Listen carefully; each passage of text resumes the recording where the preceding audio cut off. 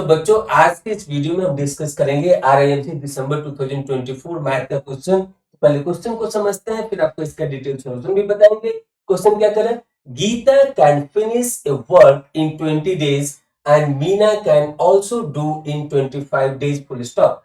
They do the work together for 5 days full stop. After 5 days, Meena withdraws from the work. Then in how many days will Geeta finish the remaining work? Question part. तो यहाँ पे यह question time and work से पूछा गया है, time and work से पूछा गया है और आपको पता होगा कि इसे काफी आसान तरीके से बनाया जा सकता है। तो क्या होगा? तो सबसे पहले आप टाइम एंड वर्क में पढ़े होंगे कि यहाँ पे गीता एक काम को 20 दिन में पूरा कर पा रही है और मीना उसी काम को इंडिविजुअली 25 डेज में पूरा कर पा रही है। अब दोनों 5 दिन साथ में काम किए, उसके बाद मीना उस काम से हट गई, तो बाकी का जो काम बचा है उसे गीता कितने दिन में पूरा करेगी, वह इस क्वेश्चन में पूछा जा रहा है। तो यहाँ पे स्टेप वाइज काम करते हैं। तो सबसे पहले गीता का एक दिन का काम आपको फाइंड आउट करना है। तो उससे क्या पता चलेगा? उसकी इफिशियंसी, उसका काम करने का रेट आपको पता चल जाएगा। तो Geeta 1 day work, Geeta 1 day work is equal to how much? This is equal to 1/20। तो जैसा कि हमने कई बार टाइम एंड वर्क वाले बताया कि यहाँ पे गीता जो काम को 20 दिन में पूरा कर सकती है, उस काम का 1/20 पार्ट एक दिन में पूरा कर रही है। तो ये इसका रेट भी इसको बोलते हैं 1/20 पर डे। पर डे के हिसाब से ये इसका रेट हो गया कि 1/20 पार्ट एक दिन में पूरा करे, तो इसलिए इसको लिख सकते हैं 1/20 पर डे। तो इसी तरीके से मीना का क्या हो जाएगा? तो मीना 1 day वर्क, तो इसी काम को मीना 25 दिन में पूरा कर रही है। इसका मतलब कि एक दिन में 25वां भाग, उस पूरे काम का 25वां हिस्सा पूरा कर पा रही है। तो यहां पर लिखेंगे 1/25 पार्ट पर डे के हिसाब से यह काम पूरा कर रही है। अब इसके बाद दोनों एक साथ मिले और इस काम को एक दिन में कितना होगा, कितना पोर्शन कंप्लीट करेगी?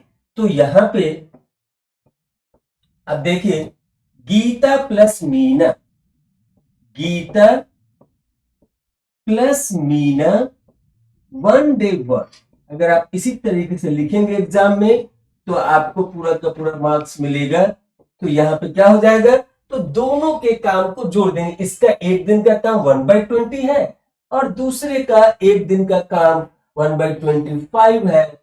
तो इस दोनों को जोड़ देंगे तो क्या मिल जाएगा? दोनों का एक दिन का काम करने का रेट आपको मिल जाएगा। तो यहाँ पे इसका एलसीएम क्या होगा? इसका एलसीएम हो जाएगा 100। सो 25 जा 100, तो यहाँ पे 5 हो गया, 25 4 जा 100, तो यहाँ पे 4 हो गया। तो आपको मिला 9/100।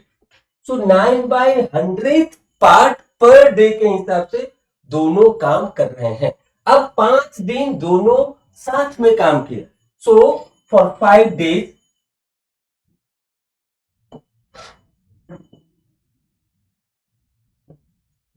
गीता प्लस मीना का 5 day वर्क,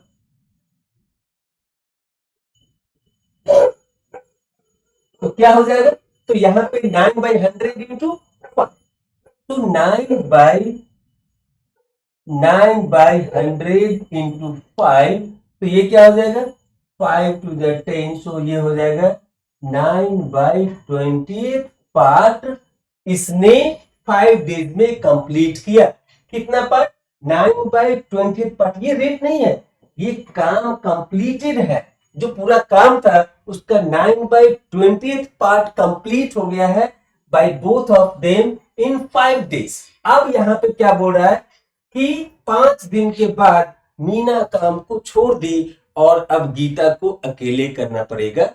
तो इसके लिए सबसे पहले हमें ये पता होना चाहिए कि बाकी का काम कितना है और इसका रेट कितना है। अगर ये दोनों पता है तो आराम से हम निकाल लेंगे। तो क्या होगा, तो अगले स्लाइड में देखते हैं। सो रिमेनिंग वर्क,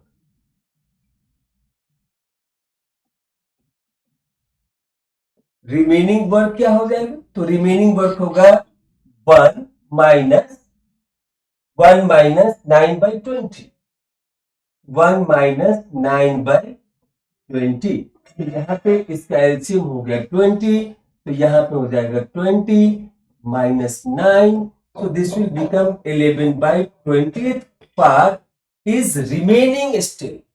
ये इतना काम बाकी है और इसे कौन फिनिश करेगा।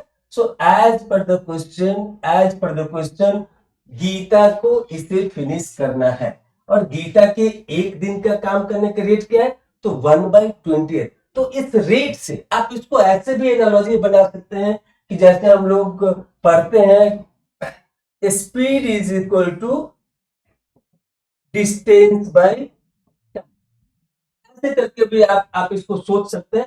तो यहाँ पे स्पीड क्या हो गया, तो गीता का काम करने का रेट, डिस्टेंस क्या हो गया, तो वह काम, टाइम क्या हो गया, तो कितना दिन लग रहा है।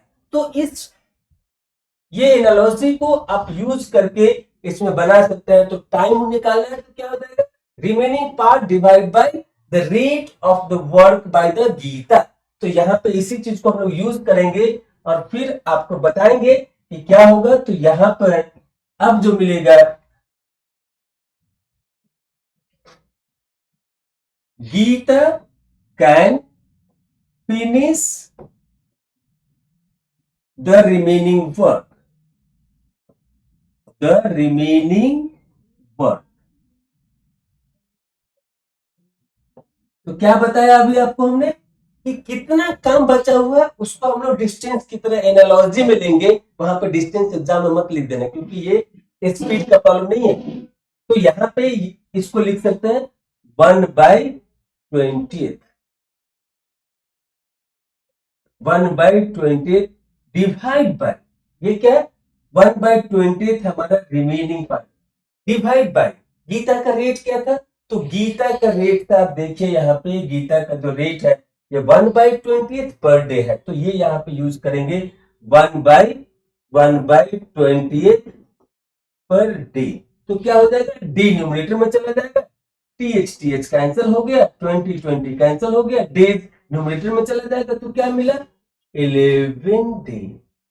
तो रिमेनिंग काम को, कौन सा रिमेनिंग काम था, 11/20 पार्ट उस काम का रिमेनिंग था जिसे गीता को अकेले पूरा करने में कितना दिन लगा, तो 11 डेज लगा। काफी आसान तरीके से हमने इस प्रॉब्लम को आपको बताया है, सिखाया है। अगर आप सेम चीज को फॉलो करते हैं तो ना ही आपको कंफ्यूजन होगा एग्जाम में और ना ही आपके मार्क्स कटेंगे। आप आसानी से इस तरीके के प्रॉब्लम को बना सकते हैं और फुल मार्क्स मिलेगा। तो फाइनल आंसर क्या हो गया इस क्वेश्चन के लिए, इस क्वेश्चन के लिए हमारा फाइनल आंसर हो गया 11 डेज।